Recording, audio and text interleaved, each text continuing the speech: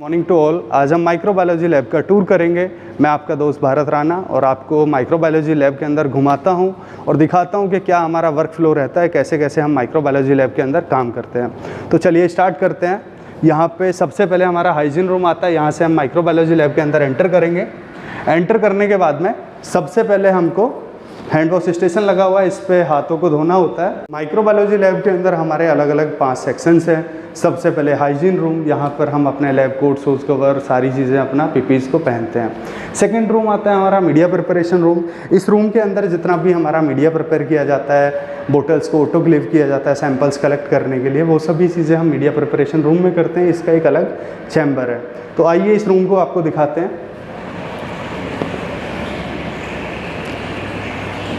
Media preparation room के अंदर हमारा instrument autoclave, weighing balance, heating mental, microscope, vortex, water bath और distillation unit, ये हमारे अलग अलग इंस्ट्रूमेंट हैं जो इस रूम में हमारे काम आते हैं। और इस रूम के अंदर हम मीडिया प्रिपेयर करते हैं अपनी टेस्टिंग के लिए।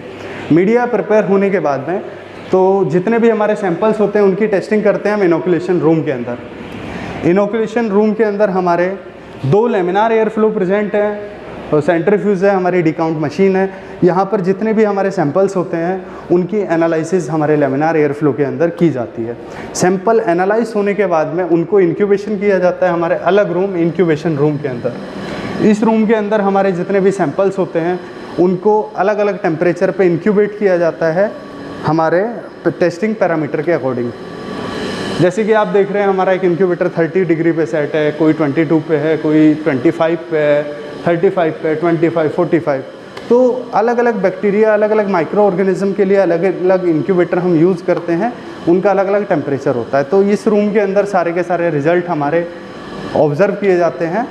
रिज़ल्ट आने के बाद में, रिज़ल्ट ऑब्ज़र्व करने के बाद में हमारा एक अलग से रूम है, डिस्कार्ड रूम, जहाँ पे सारी की सारी प्लेट्स को रिज़ल्ट ऑब्ज़र्व करने के बाद डिस्कार्ड किया जाता है थ्रू ऑटोक्लेव।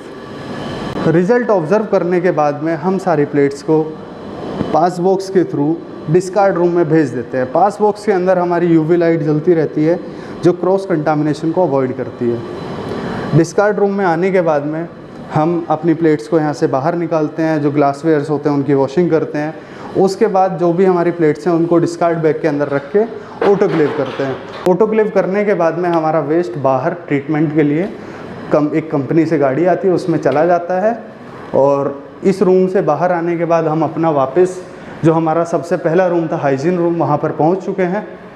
तो ये कुछ हमारा वर्क फ्लो था कि कैसे हम माइक्रोबायोलॉजी लैब के अंदर काम करते हैं, क्या क्या हमारे डिफरेंट सेक्शंस हैं।